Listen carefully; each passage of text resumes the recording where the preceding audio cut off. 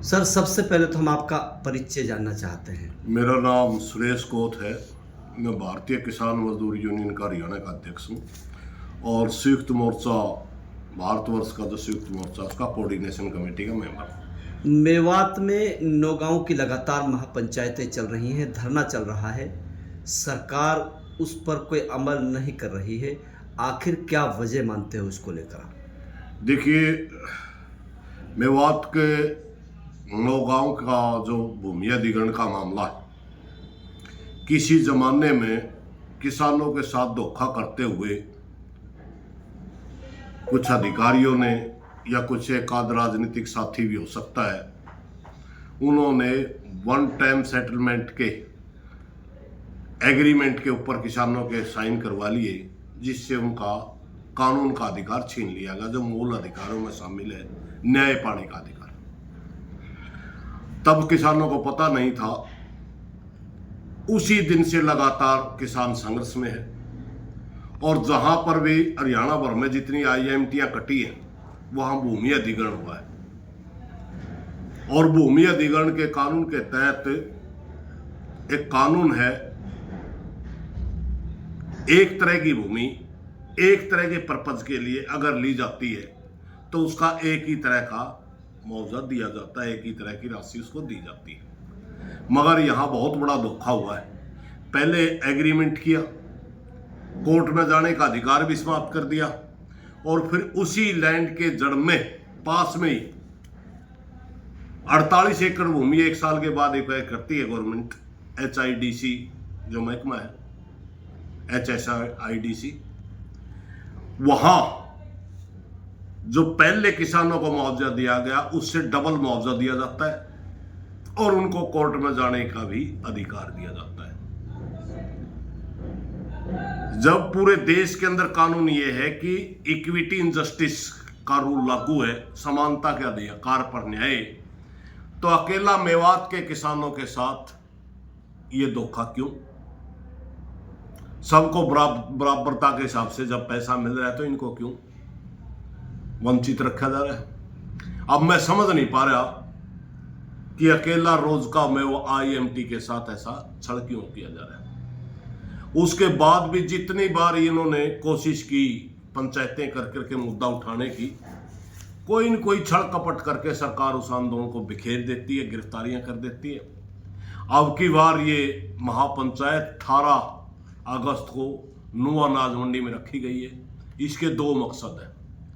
एक मकसद इनके खिलाफ बहुत ही नेगेटिव प्रचार किया जाता है कि बार बार मुआवजा मांगते हैं, ये सच्चाई नहीं है। इनको एक बार मुआवजा पहले मिला है, दूसरी बार जो एग्रीमेंट के नाम पर धोखा हुआ उस समय भी बढ़ोतरी के लिए 46 लाख बोला गया था कि 40 लाख आपको और मिलेंगे, जबकि पहले वाले मुआवजे को मिलाकर के 46 कर दिया गया। 25 पहले मिले थे, 21 बाद में दे दिए गए।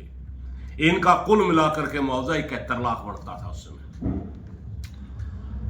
46 दिया गया और फिर एग्रीमेंट का भी इन्होंने पता नहीं था कि आपके हाथ काट दिए गए।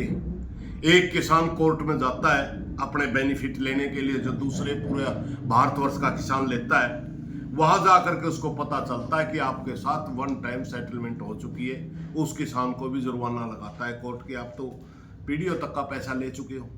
तब इन किसानों को पता चलता है, तब से ये लगातार धरने पर बैठे हैं। और 18 तारीख की जो हमारी महापंचायत है, इसके 2 मकसद हैं। एक तो जो नेगेटिव प्रचार चल रहा है पूरे मेवात का के हम राजनीतिक साथियों को बुला रहे हैं, फिर पूरे मेवात के हम सामाजिक संगठनों को बुला रहे हैं, पूरी मेवात के हम पत्रकार साथियों को बुला रहे हैं और जितने सामाजिक संगठन हैं उनको बुला रहे हैं और धार्मिक शख्सियत को भी बुला रहे हैं। पूरे मेवात के सामने हम एक प्रस्ताव रखेंगे कि देखिए, रोज का मेव IMT जो कटी नौगांव के साथ कहां न्याय हुआ या अन्याय हुआ, पंचायत बताए। और अगर अन्याय ये हुआ तो क्या इसलिए हुआ कि ये मेवात का क्षेत्र है, हरियाणा के दूसरे हिस्से में क्यों नहीं हुआ? एक हमारा मकसद ये है और दूसरा हमारा मकसद ये भी है कि जब पूरी मेवात की शख्सियत वहां आएंगी, पूरा संयुक्त मोर्चा वहां आएगा, सरकार को भी ये बताना कि रोज का IMT के किसानों का जो आंदोलन चल रहा है उसमें सारा संयुक्त मोर्चा इनके साथ है, पूरा मेवात इनके साथ है। सरकार टेबल पर आकर के बातचीत के लिए आगे आए, वरना यह आंदोलन आगे आने वाले टाइम में बहुत बड़ा रुख इख्तियार करेगा। नेताजी, अगर बात करें हम किसानों की, लगातार जो सरकार है पुलिस को आगे कर कर किसानों को खदेड़ना का काम करती है, जेलों में डाल देती है, जहां तक कि महिलाओं को भी जेलों में डाल दिया जाता है। रमज़ान के महीने में रोजे की हालत में काफ़ी महिलाओं की ऐसी वीडियो आई जिनको बेहोश कर दिया गया था। तो कहीं ऐसा तो नहीं कि किसानों को डराने की बातें की जा रही हो? यही भरम हम तोड़ना चाहते हैं 18 तारीख की पंचायत में, क्योंकि जब भी ऐसी कोई घटना होती थी ना इनके साथ मेवात का साथी कोई खड़ा होता था। कुछ साथी एक आध बाजे तो अलग बात है, और पूरे मेवात के अंदर ये नेगेटिविटी फैला दी जाती थी, बार बार पैसे मांग रहे हैं।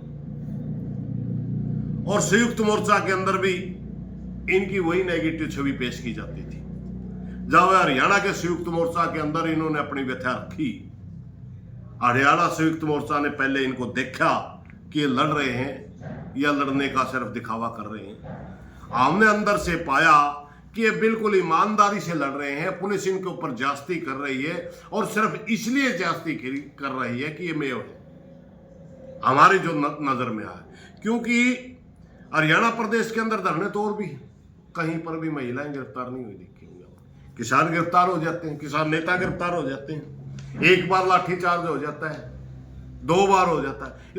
ये तो कई बार इनके ऊपर लाठियां बांधी गई, कई बार। इनको तो इंसान ही नहीं समझ रहे।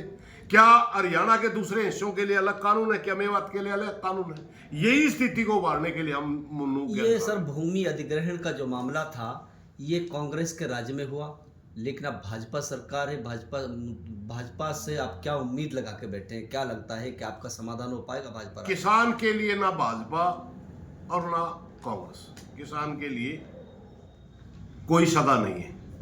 जिसने भी किसान जहां मिला, चाहे कांग्रेस रही चाहे आज भाजपा है, उसी ने किसान को लूटा है। ये मामला कांग्रेस के जमाने से ही तो चल रहा है, आज भी आज बीजेपी है। लेकिन एक बात बताइए, कांग्रेस ने गलती की तभी तो सत्ता से बाहर गई, अब बीजेपी वही गलती क्यों दोहरा रही है? देखिए, जो प्रदेश की का मुखिया जो कुर्सी पर बैठा है, वो गार्डियन है पूरे प्रदेश का।